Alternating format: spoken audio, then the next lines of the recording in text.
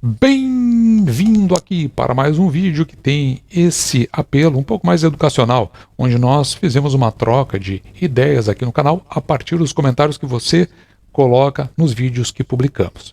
Hoje, em particular, já estamos chegando a este segmento de vídeo de número 52, onde será que é possível se fazer uma antecipação a possibilidade de fechamento de capital das empresas ou até antecipar eventuais fraudes dentro de uma companhia? Então essa é uma das questões que foi levantada no canal e que nós entendemos que talvez possa ser do interesse de uma grande maioria das pessoas que nos assistem. Vamos dar uma olhada no que foi perguntado. A questão em si ela foi levantada aqui pelo nosso colaborador, Fábio Nascimento, que ele com frequência coloca umas perguntas que eu considero bastante interessantes.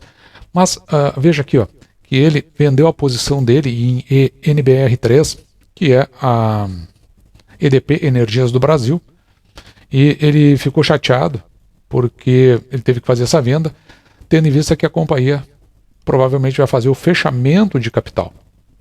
E ele comprou aqui as ações para deixar de herança para a filha, o que eu acho que é uma atitude muito louvável, porque eu também faço isso. É importante a gente não só pensar no nosso futuro, mas daqueles que também dependem de nós. E ele agora está tomando cuidado nas compras para evitar esse tipo de surpresa. Ele pergunta assim, para finalizar, se, na minha opinião, há alguma forma da gente verificar imprevistos, tais como fechamento de capital ou eventuais fraudes. E antes de responder, eu escolhi aqui para me acompanhar uma Pilsen, cerveja industrializada aqui da região, aqui da República, né? Você sabe, eu sempre digo, nos próximos dias eu vou, desde que já faz mais de semana, e os próximos dias continuarei aqui, né, numa república que é um paraíso fiscal de língua espanhola, e aqui eles têm essa cerveja de fabricação local, uma cerveja que tem um sabor bastante interessante, que se destaca um pouquinho daquelas cervejas convencionais do Brasil.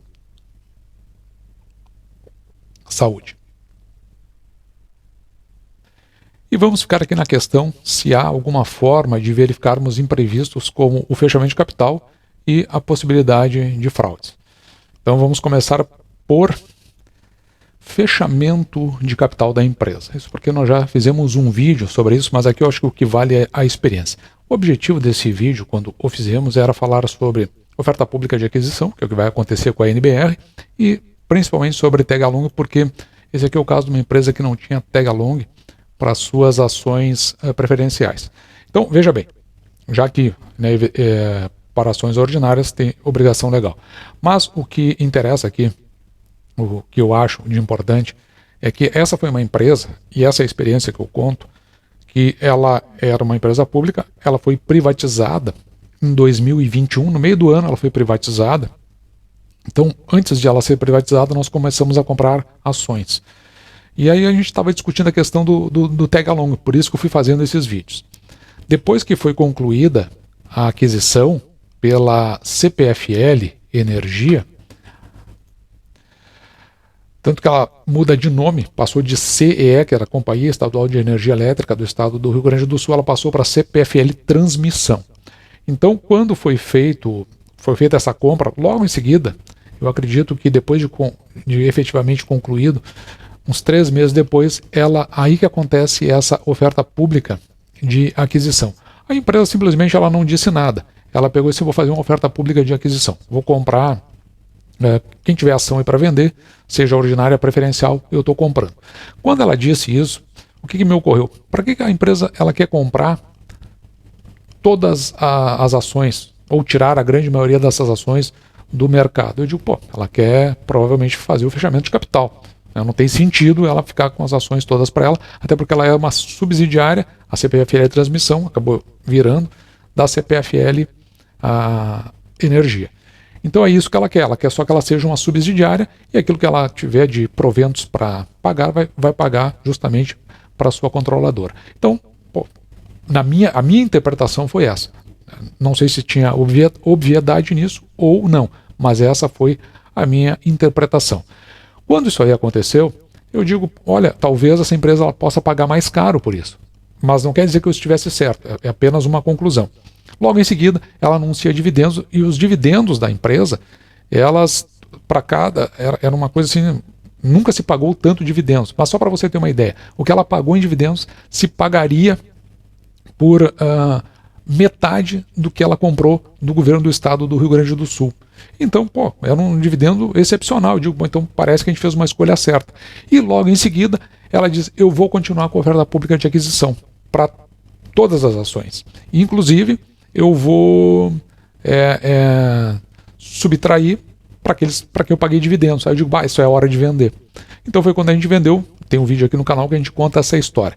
No caso da ENBR, eu não teria vendido, porque na realidade ela ainda não fez o anúncio do fechamento de capital. A NBR, de forma diferente, o que ela está primeiro pedindo a CVM autorização para uma OPA, que provavelmente vai ser aceito. E ela quer pagar aqui, como você pode ver, um prêmio de 22,3%. E no dia do anúncio aqui a ação subiu 15%.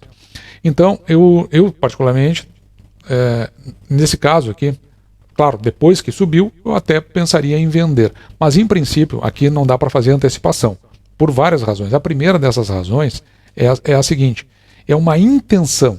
Então, depois de aprovado, tem que entrar o edital, e depois do edital, sim, aí vem a possibilidade da subscrição. Então, são momentos muito distintos que precisa ser avaliado com bastante tranquilidade. Mas, num primeiro momento, eu não teria vendido, eu teria aguardado para ver como o mercado iria se comportar, principalmente porque, veja que a ação ela chegou a bater ali nos R$22, mas a companhia está fazendo uma oferta de 24. Então por que eu venderia antes? Não, venderia então pelo maior valor. Era o que eu imaginaria. Mas essas coisas aí, elas vêm em benefício, neste caso específico, do próprio acionista, porque a companhia ela está visualizando que esses dividendos sejam para si, e que esses dividendos ela possa fazer os investimentos, porque agora eu vou fazer uma outra interpretação, que não quer dizer que eles estejam olhando o que eu estou olhando, mas provavelmente eles estejam vendo que existe um spread muito grande de crescimento do setor de energia elétrica no país. Então não tem por que fazer essa divisão do bolo. É a interpretação que eu faria, certo? Então eu partiria tranquilamente para uma outra empresa do mesmo segmento. E agora voltando aqui à pergunta em si, se tem como se verificar essa possibilidade, ou fazer uma antecipação, tal como o fechamento de capital, eu acredito que não, assim, pelo menos de uma forma tão imediata. O que pode acontecer é você fazendo leitura, que é onde eu vou chegar agora, de mercado, por isso que a gente tem aquele segmento aqui que é análise de cenário, você vai olhando o cenário, algumas coisas que vão se movimentando, se comportando, e a partir dali você pode tirar as suas conclusões. Por exemplo, no passado nós fizemos esse vídeo sobre IPOs. Então veja que isso aqui estava incluído lá na parte de análise de cenários. Então a gente até perguntava porque tinha muitos IPOs no Brasil, se isso eram bons negócios. Na época nós oferecemos esse gráfico aqui para a gente fazer o estudo. E veja que o número de IPOs aqui era bem elevado, quase parecido com essa época aqui do período imediatamente anterior àquela crise do subprime, que fez o mercado desabar. E depois ele andou de lado aqui, para só depois ele vir a crescer. Então da onde a gente tirou essa conclusão de que talvez IPOs antecipassem uma possível queda de mercado? Isso veio da literatura, do livro O Investidor Inteligente, do Benjamin Graham. Então ele faz uma referência na sua página 169. Então ele diz o seguinte, em algum ponto no meio de um mercado de alta aparecem então esses primeiros lançamentos de ações ordinárias, que são os IPOs. E com o passar do tempo, o que acontece é que começa a crescer muito e se começa a pagar muito alto por empresas que já tem no mercado semelhantes, mas essas que estão aparecendo, elas vão se tornando gradualmente pior e os pedidos a serem obtidos beiram a exorbitância. Então esse é um sinal de que talvez o mercado esteja batendo no seu topo e ele acabe entrando em queda. E aí a gente segue a leitura de cenários, a gente vai lá na Bovespa, pega o relatório de IPOs e a gente descobre, por exemplo, aqui, que em 2022 não foi feito nenhum IPO, somente follow-on. Foi o que aconteceu. E o último IPO foi justamente do Nubank. Ele acontece em 8 de dezembro, pelos valores exorbitantes que nós entendíamos que estavam acontecendo, tanto que aqui no canal a gente não entra em IPO. E o que se sucede depois? Veja que o mercado fechou 2022 a 109 mil pontos e agora está a 104 no dia de hoje. E aqui a gente começa a ler o gráfico. Por exemplo, depois desse período do subprime teve esse encolhimento, depois veja que tem essa subida bem forte e agora parece que está fazendo um desenho muito semelhante e nós não temos IPO nem em 2022 e até agora não aconteceu nenhum em 2023, uma sinalização de que talvez o mercado comece a descer de forma muito gradativa. Outro aspecto aqui interessante é que, por exemplo, lá em dezembro, nos dias 8 de dezembro e 7 de dezembro, nós fizemos 2 vídeos. O primeiro deles começou aqui, será que nós estamos de fato indo a caminho de um processo recessivo? E depois foi questionado porque, já que a taxa de desemprego estava crescendo, né? Então a gente falou sobre isso, recessão e taxa de desemprego. Mas de onde é que veio essa questão de nós abordarmos um processo recessivo? Ele vem de uma notícia que muito antes, 6 meses antes, ela foi publicada em um certo segmento, depois foi comentado aqui, no caso eu estou falando do G1, mas essa notícia ela só está requentando uma notícia do dia 6, se eu não me engano, de junho. Essa aqui é do dia 21, mas o Elon Musk, ou Elon Musk, como as pessoas preferirem, ele confirma aqui a possibilidade de demissão de 10% dos funcionários por conta da antecipação de uma recessão. E para fazer um completamento dessa informação, hoje eu vou pegar uma notícia aqui do dia 22 de abril de 2015. E é interessante que nessa manchete aqui da Infomoney é o gráfico que vai fazer você fugir ou se manter longe da bolsa. E é curioso esse gráfico que é apresentado, exatamente esse que está aqui. Eu quero chamar a atenção para você do seguinte. Veja que aqui você tem um mercado que mais ou menos ele anda de lado. Então, a gente chama de mercado quando o mercado está tirado às moscas. É aqui que surgem as melhores oportunidades, onde a gente consegue fazer as melhores compras. Então ele vai se arrastando. Em algum ponto aqui, ele supera o que ele tinha no passado e essas notícias caem na imprensa especializada. O caso dessa notícia do Elon Musk. Então ali ele está falando no caso específico, ele estava falando de processo recessivo. Então aqui tem uma informação. Aí você vai começando a montar isso tudo como se fosse um quebra-cabeça. Quando chega mais ou menos nesse ponto aqui assim, é quando isso já está na imprensa não especializada, essa geral. Ela mistura os assuntos, um pouco é reality show, um pouco é de novela, um pouco é de política, um pouco é... Então, como ela é muito generalizado, quando chega nesse ponto, aqui é um indicativo de que talvez seja melhor você, nesse momento, estar fora do mercado. O que significa estar fora de mercado? Aguardar este desenvolvimento, que é o mesmo, parecido com esse que está acontecendo aqui, para que só depois o mercado comece a entrar de novo dentro desse processo. Então, se você está pegando a notícia, no caso específico da ENBR, da EDP Energias do Brasil, por conta do que já saiu na mídia, nessa mídia geral, que não é a especializada, então você já está chegando tarde demais na notícia. A forma que se tem de antecipar a essas notícias, ou pelo menos a esses fatos, é justamente uma das coisas que poucos investidores fazem, participar das assembleias gerais ordinárias e também as extraordinárias. Mas normalmente ali sempre tem uma pinceladinha. Antigamente existiam as APMECs, né? Você ia para lá e na hora do cafezinho os caras começavam a bater papo e dali a pouco saltava uma coisinha, um detalhezinho que lhe chamou a atenção. Se aquilo lhe chamou a atenção, vá a fundo, porque ali pode ser que tenha alguma construção para a montagem do seu quebra-cabeça de visualização de cenário.